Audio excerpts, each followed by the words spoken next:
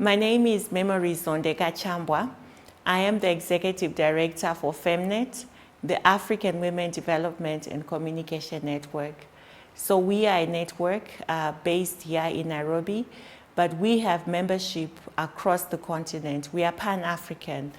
We have members in 50 African countries as well as the diaspora. Our work is to bring global, regional conversations to national level, but to also take national level issues to the regional, to the global. So we have that intersection, but mostly we do a lot of policy influencing to ensure that women and girls in Africa live in well-being and a dignified life. FEMNET, we organize the Pan-African Feminist Retreat, which is part of our programming conference. So this is the 8th time that we have been converging as FEMNET members across the continent, as well as members from the diaspora in all their diversity. This year, we're saying we needed a retreat where we can reflect on our Pan-Africanism, but also using a feminist lens, given our experiences with the past year of COVID, but also look to where we are going. The theme of our conference was rekindling the Pan-African feminist spirit, because we felt we needed to rekindle that collectively, to come together across generations as well, across the regions, and be able to start thinking through what we want as African feminists to be putting out there, but how do we also just take time back to look at our achievements, to look at our challenges, our struggles, connecting our different struggles, but also being propositional to say, how do we position ourselves in this new way of working as we go forward. This programming conference was also a launch of our 10-year strategic plan. So FEMNET, our last strategic plan ended in 2019, and 2020 we're consulting our different consortium members, our different partners as well, and we came up with a 10-year strategy which is anchored on 4 main anchors: one on power, one on solidarity, one of soul, one on voice. So we're being very bold also to start identifying and naming ourselves as a feminist network. So this programming conference was to also start really thinking through what does a post-COVID look like from a feminist perspective, from an Africa perspective as well.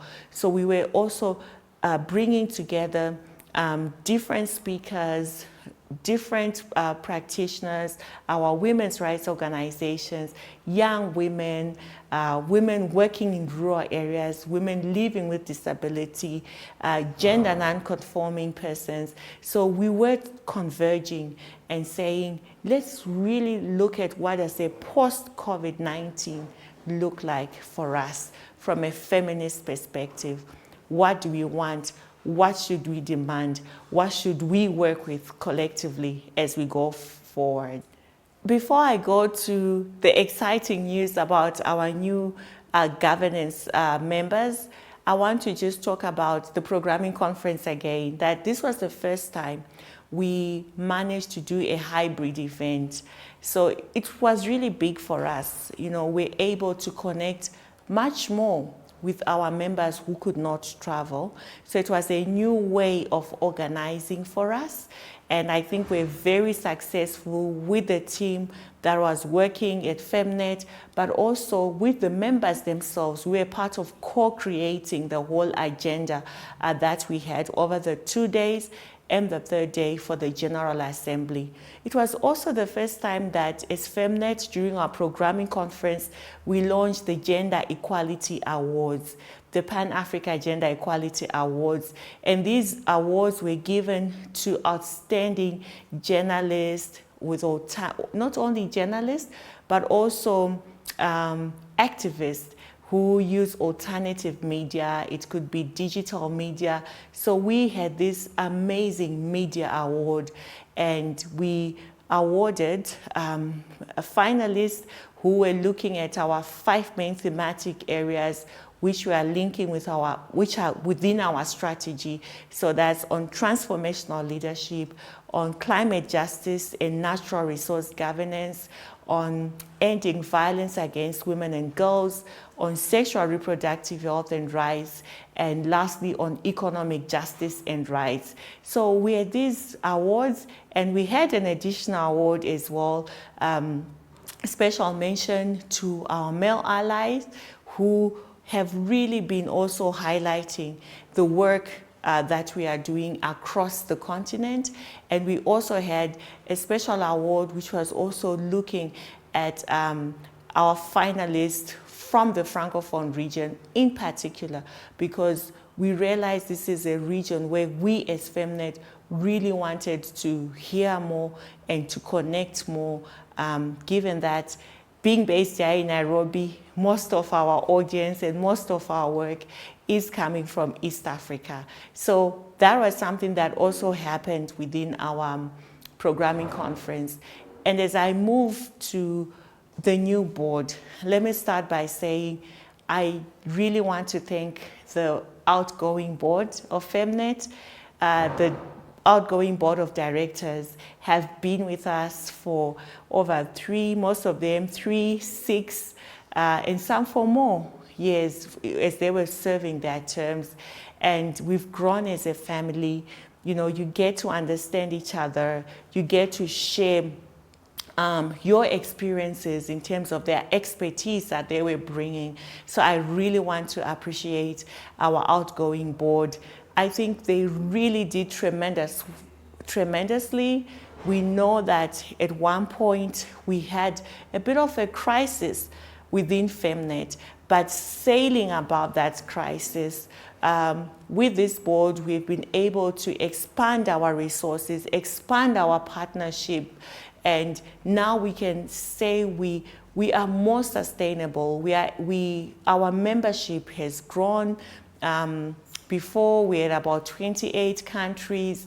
Now we are in 50 African countries. Now we are in the diaspora.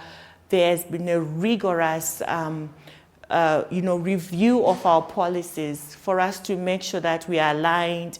Our safeguarding policies are applicable in all the different governance structures that we have, putting in and really steering on a whole organizational development process which is linked to our strategy, and also delivering the 10-year strategy. So the outgoing board has really been a very solid anchor to the organization. Of course, really setting boundaries between secretariat and board, but being very open in terms of being the guidance, in terms of making sure our audit reports, you know, every time your financial basket increases, there's also need for that scrutiny to ensure that the fiduciary risk for the organization is sound. So I think our outgoing board has done well. We had a piece of land as FEMNET. With that board, we made sure that we've been able to secure, to put a little house, to put a container, and to start plans to utilize that land that FEMNET also has. So I say to the outgoing board, asante sana, tatenda, thank you, obrigado, merci. I think you've made your mark on how you can really rise up and be a good example of what governance roles for network, for feminist organizations can be and can look like. Of course, we moved to our new board, and I'm so excited because this is the first time I think we have a young women's representative. This is the first time we have a representative from the diaspora, and this, of course, was made possible with the work of our members in the last programming conference, in 2017 that actually agitated for us to have those provisions in the Constitution to make sure that our board is more diverse in representation. It's also more diverse in terms of the different skills that are brought in. So this year, our new board, I really want to welcome our new board. I really am so excited. I anticipate that the foundation that has been set, the standards, the systems, the structures that have been set with the outgoing board are very solid for the new board to also bring in their creativity, their innovation, their agility, their connections as well. I think one thing which is very clear in our strategy is that we really want to become more membership focused.